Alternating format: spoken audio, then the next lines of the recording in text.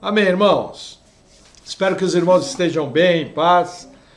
Como de costume, vamos estar salmodiando. Vamos salmodiar no Salmo 103. É um salmo de Davi. Diz assim a palavra do Senhor, Salmo 103. Bendize a minha alma ao Senhor, e tudo que há em mim, bendiga o seu santo nome. Bendize a minha alma ao Senhor, e não te esqueças de nenhum dos seus benefícios. Ele é o que perdoa todas as tuas iniquidades, que sara todas as tuas enfermidades, que redime a tua vida da perdição, que te coroa de benignidade e de misericórdia, que farta a tua boca de bens, de sorte que a tua mocidade se renova como a da águia. O Senhor faz justiça e juízo a todos os oprimidos. Fez conhecidos os seus caminhos a Moisés e os seus feitos aos filhos de Israel. Misericordioso e piedoso é o Senhor, longânimo e grande em benignidade. Não reprovará perpetuamente, nem para sempre reterá sua ira. Não nos tratou segundo os nossos pecados, nem nos recompensou segundo as nossas iniquidades. Pois assim como o céu está elevado acima da terra, assim é grande a sua misericórdia para com os que o temem. Assim como está longe o oriente do ocidente, assim afasta de nós as nossas transgressões. Assim como um pai se compadece dos seus filhos, assim o Senhor se compadece daqueles que o temem. Pois ele conhece a nossa estrutura, lembra-se de que somos pó. Quanto ao homem, os seus dias são como a erva, como a flor do campo, assim floresce. Passando por ela o vento, logo se vai, e o seu lugar não será mais conhecido. Mas a misericórdia do Senhor é desde a eternidade e até a eternidade sobre aqueles que o temem, e a sua justiça sobre os filhos dos filhos, sobre aqueles que guardam a sua aliança, e sobre os que se lembram dos seus mandamentos para os cumprir. O Senhor tem estabelecido o seu trono nos céus, e o seu reino domina sobre tudo. Bendizei ao Senhor todos os seus anjos, vós que excedeis em força, que guardais os seus mandamentos, obedecendo a voz da sua palavra. Bendizei ao Senhor todos os seus exércitos, vós, ministros seus, que executais a sua vontade. Bendizei ao Senhor todas as suas obras, em todos os lugares do seu domínio. Bendize, ó minha alma, ao Senhor. Até aqui. Que salmo lindo! Vamos ao nosso texto base, Evangelho de Mateus, capítulo 26. Vamos à leitura bíblica, Evangelho de Mateus 26.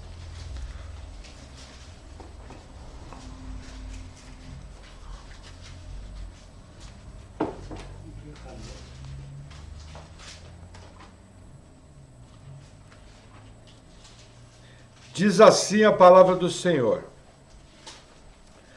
E aconteceu que, quando Jesus concluiu todos esses discursos, disse aos seus discípulos: Bem sabeis que daqui a 2 dias é a Páscoa, e o Filho do Homem será entregue para ser crucificado.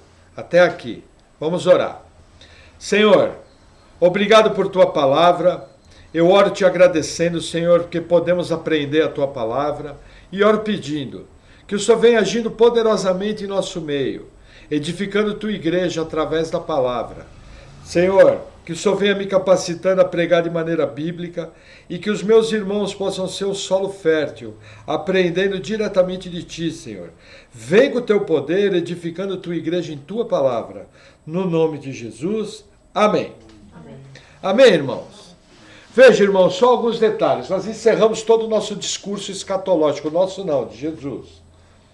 Aquele foi o último grande discurso. Mateus tem 5 grandes discursos. Foi a maneira que o Espírito Santo inspirou Mateus a escrever o seu evangelho. Aqui nós estamos encaminhando para a paixão de Cristo. Aqui nós estamos encaminhando para o auge do ministério de Jesus aqui na terra. O ano aqui segundo a maioria dos historiadores, é o ano 30 depois de Cristo. Aqui nós estamos no dia 12 de Nissan, que dá o equivalente ao mês de março e abril. Provavelmente aqui é uma segunda-feira, período da manhã. Por que eu falo provavelmente? Porque nós vamos estudar à frente que a ressurreição de Jesus aconteceu no final do sábado, começo do domingo. Mateus 28:1 fala, e terminado o Shabá, as mulheres foram visitar o túmulo de Jesus. Quando eu faço a contagem certinha, eu vou descobrir que Jesus foi morto numa quarta-feira, entendeu? Mas que na contagem judaica, porque o dia acaba no pôr do sol, existem eventos que acontecem no mesmo dia, por exemplo, aqui é 12 de Nissan, até às 6 da tarde. Das 6 da tarde em diante já é 13 de Nissan, terça-feira, mas no nosso calendário ainda é segunda. Porque o calendário judaico muda no pôr do sol do dia. Então essa história, veja, muitos pastores importantes defendem os fatos da morte de Jesus, sexta-feira santa, sábado e domingo. Eu já faço parte de uma outra corrente, que segue uma linha mais exata, uma linha mais dura. E isso nos leva a Jesus ter ficado literalmente 3 dias e 3 noites no túmulo. Então ele ressuscitou no sábado, pôr do sol. Você volta 24 horas, sexta-feira, pôr do sol. Você volta 24 horas, quinta-feira, pôr do sol. Você volta mais 24 horas, quarta-feira, pôr do sol. E quando você vai daqui para frente, da entrada triunfal em Jerusalém para frente, contando o número de noites que Jesus dormiu em Betânia, na casa de Lázaro, você vai pegar Jesus sendo preso, entendeu? Segunda noite ele vai estar no Getsemane, entendeu? Acontece todo um processo na terça-feira, quarta-feira cedo amanhece, ele é crucificado às 9 da manhã, morre às 3 da tarde, em torno das 3 da tarde, e é colocado num túmulo, entendeu? E inicia a Páscoa, na quarta-feira, 6 da tarde. Aí passam-se 3 dias e 3 noites até a ressurreição. Eu vou ver se o Senhor me dá a oportunidade de, quando nós chegarmos em Mateus 28, eu mostrar para vocês na Bíblia como acontece essa cronologia. Não é à toa, ela é bem precisa. Porém, você vai ver nomes importantes como Marcos Draconato, Augusto Nicodemos, que não pensam assim. Entendeu? Mas como eu tenho muita convicção dentro dessa datação, numa outra linha doutrinária, eu procuro seguir ela tranquilo. Também não é salvítico.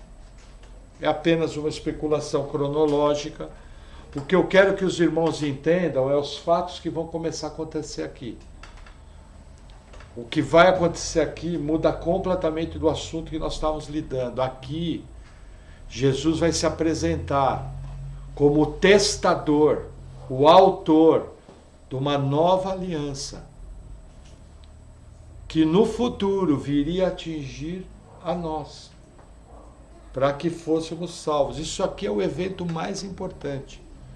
Outro detalhe, o Antigo Testamento termina na crucificação de Jesus.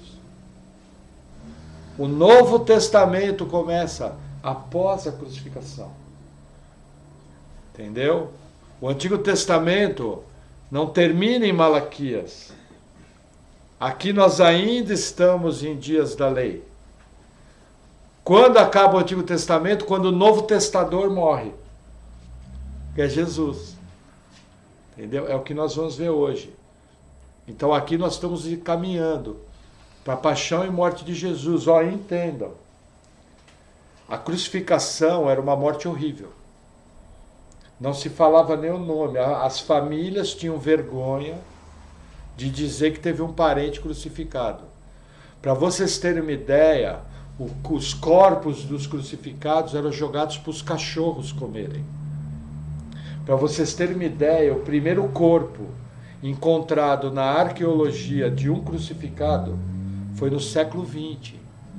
Até o século XX não se sabia, não se teve acesso a cadáveres de crucificados. Porque o corpo literalmente era jogado para as feras, para os cachorros comerem. Tamanho horrível era esse tipo de morte. Entendeu? Então, a descrição dos evangelhos ela é extremamente comedida.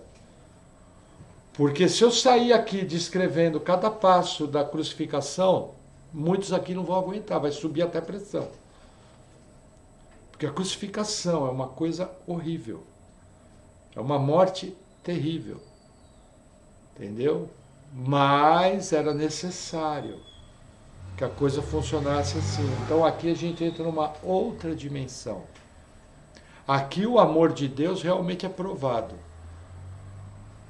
Porque pecadores que nem paravam para pensar em Deus foram alcançados por essa obra. Entendeu? O foco, isso aqui é amor. Morrer por alguém, isso é amor. Entendeu? O resto é papo furado. Entende?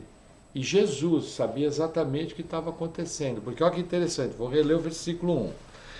Vou fazer uma leitura expositiva do texto, vou explicar o que está acontecendo, aí no final nós vamos aplicar. Tá? Então vamos lá. Mateus 26, 1. E aconteceu que quando Jesus concluiu todos esses discursos, disse aos seus discípulos: bem sabeis que daqui a 2 dias é a Páscoa, e o Filho do Homem será entregue para ser crucificado. Gente, primeira coisa, Jesus prova ser Deus ao trazer uma profecia sobre a data da sua morte e o modo que ele iria morrer.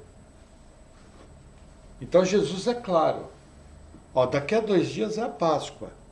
E o Filho do Homem, que Daniel chamava de Filho do Homem, Jesus traz esse título, nós já estudamos isso. O Filho do Homem é Jesus. Vai ser entregue para ser crucificado. Entendeu?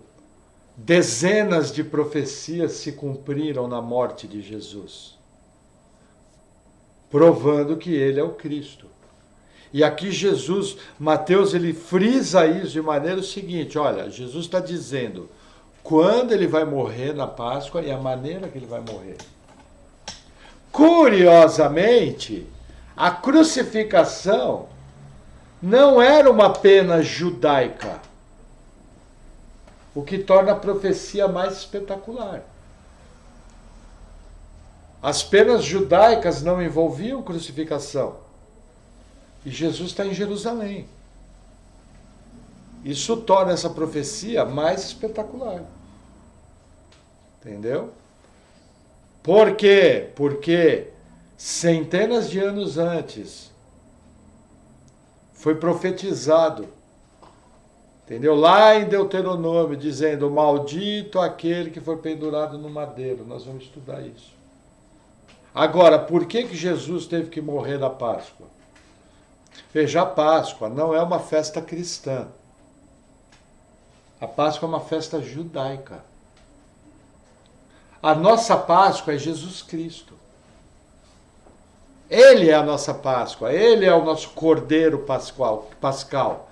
O que representa a Páscoa? A Páscoa acontece em Gênesis 12, quando vai passar o anjo da morte para matar todos os primogênitos. Cada família tinha que pegar um cordeirinho, entendeu? Deixar esse cordeirinho guardado, sacrificar esse cordeirinho, passar o sangue nas portas, para que o anjo da morte não entrasse, não matasse o primogênito daquela família. E ela devia à noite, com o cajado na mão, vestido de forma de marchar, ela tinha que comer aquele cordeirinho com ervas amargas. O que é a Páscoa? A Páscoa é a libertação do povo de Israel do Egito. Aonde que entra nessa jogada? De maneira similar, Jesus sendo a nossa Páscoa, ele aponta para a nossa libertação do império das trevas. Ele aponta para a nossa libertação de sermos declarados justos. Presta atenção nessa diferença, vão gravando. Eu não sou justo. Eu fui declarado justo. É completamente diferente. Então, na obra de Jesus, eu sou declarado justo. Com isso, eu saio de debaixo da ira de Deus. Deus está irado contra a humanidade. Essa ira vai se derramar contra os homens. E a única coisa que nos livra da ira futura é a salvação em Cristo Jesus. Se perguntarem para você, você foi salvo do quê? A resposta correta, eu fui salvo da ira de Deus. Essa é a resposta bíblica. As pessoas vão responder centenas de coisas. Poucos sabem isso, que você foi salvo da ira de Deus. Entendeu? Deus era irado contra você, por causa do seu pecado. Até o momento em que você foi retirado do império das trevas para o reino da sua maravilhosa luz. A partir dali, você foi declarado, pela obra de Jesus, o seu representante foi declarado justo. Entendeu? Por isso que eu continuo tendo meus pecados, mas eu não perco a minha salvação. Porque essa declaração de justiça foi feita por Deus. E como a salvação é dom, dado por Deus, a quem Ele dá, Ele não retira. Entenderam como funciona? São pequenos detalhes que a gente não para pensar. Então, por que na Páscoa? Representa a nossa libertação do império das trevas. Representa a nossa salvação da ira de Deus sobre nós. Hoje em dia, quando se evangeliza, Jesus te ama, não sei o quê, é uma coisa difícil até chamar de evangelismo. Porque se você chegar para as pessoas e falar, fulano, você já transgrediu algum dos 10 mandamentos da vida? A pessoa vai falar, já.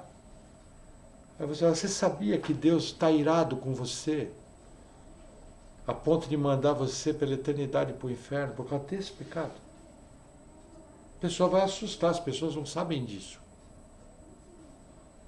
As pessoas não fazem a mínima ideia. Num país cristianizado que nem o Brasil. Não sabem. Porque se as pessoas soubessem que elas estão debaixo da ira de Deus e que a boa nova é que Jesus morreu no nosso lugar para nos dar a vida eterna, e a partir dali todo aquele que nele crê não perece. Entendeu? Eu creio que isso ia mudar completamente a maneira de pensar das pessoas. Deus nos ama? Sim, mas salvação é muito mais do que isso. O problema é muito maior.